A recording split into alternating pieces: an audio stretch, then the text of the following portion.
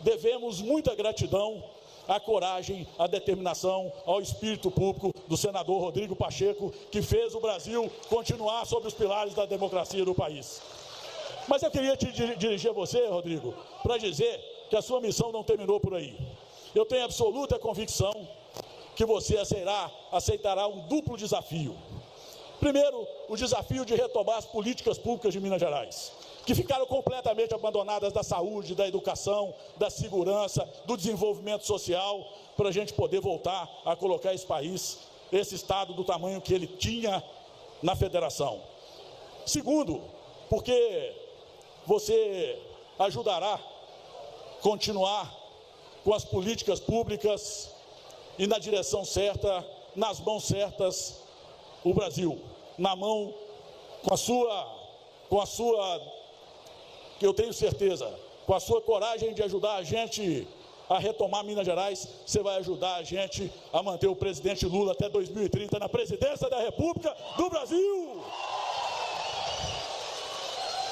E eu queria te dizer, Rodrigo, que esse desafio é muito grande, mas tenha certeza que você tem aqui em mim um companheiro leal, um amigo determinado, aguerrido e corajoso para ajudá-lo nessa empreitada. Eu tenho certeza que os mineiros e mineiras de bem estarão ao seu lado para que você assuma o governo de Minas Gerais e ajude o presidente Lula a ser o presidente da República de novo. Minas dá exemplo ao Brasil.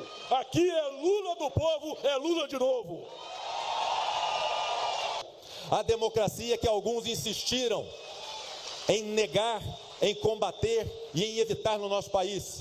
E agora, depois de tudo que aconteceu, com plano de golpe de Estado, com minuta de golpe de Estado, com depredação de prédios públicos, com cooptação da sociedade a partir desse conceito antidemocrático, pretendem anistia ampla, geral e restrita, como se o 8 de janeiro tivesse sido um passeio no parque. As instituições desse país funcionam. As instituições desse país reagem, as universidades, os movimentos sociais, o movimento sindical, os professores, os partidos políticos, todos nós temos compromisso com a democracia do país, que foi sim vilipendiada e atacada nos anos de 2022 e de 2023, início de 2023 no nosso país. Isso precisa ser dito, porque todos nós precisamos resistir, presidente Lula, e enfrentar esse movimento que existe. Os mesmos que negaram a democracia, negaram a ciência na pandemia e negaram vacina ao povo brasileiro, e mais de 700 mil pessoas morreram. Os mesmos que negam a democracia, negam a importância das universidades públicas e dos institutos federais, e a resposta é uma educação estruturante.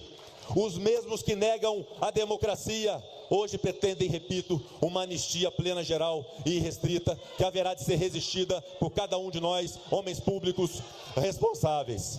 Por isso, meus caros amigos, eu tenho dito sempre que nunca foi tão importante nesse país os professores para poder formarem a nossa juventude, a nossa sociedade.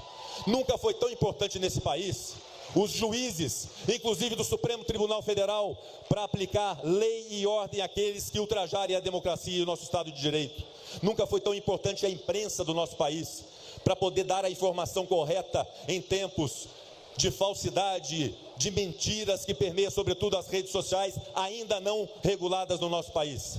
E digo, presidente Lula, que os partidos políticos foram importantes, que os profissionais da saúde foram importantes na pandemia, que todos nós fomos importantes para preservar a democracia, inclusive o senhor. Mas nesse instante digo, presidente Lula, nunca o Brasil precisou tanto do senhor como hoje para garantir a soberania nacional do Brasil.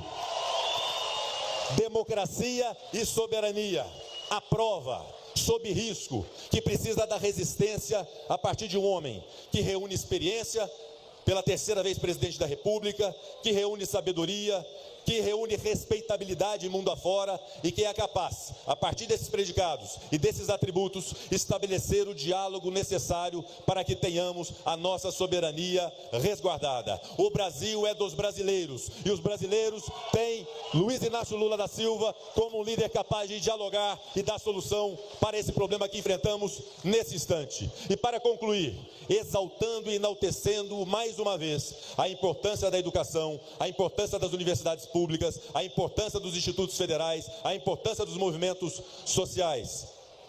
Dizer que eu tenho na minha biografia política de 10 anos de vida pública erros e acertos. Mas não está no rol dos meus erros ter traído a democracia do nosso país.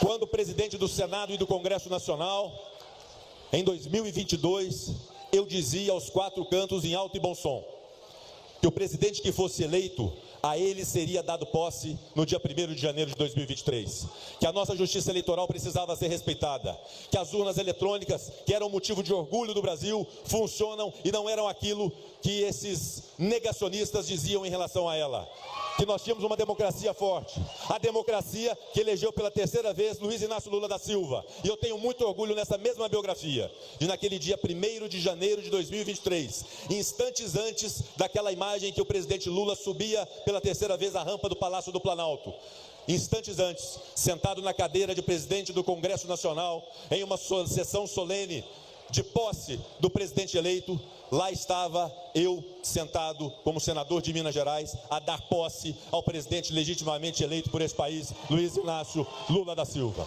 Por isso, o meu reconhecimento, o meu apreço, a importância de Lula nesse momento para a garantia da nossa democracia, para a garantia, repito, muito adequado esse tema nesse instante, que é a soberania nacional. Muito obrigado, presidente Lula, pela oportunidade, e nós estaremos juntos. Lula, que tem sido muito importante para Minas, no acordo da dívida do Estado, no acordo de Mariana, nas estradas federais do nosso Estado, nas barragens de água, será ainda mais importante no seu próximo mandato como presidente da República. Muito obrigado.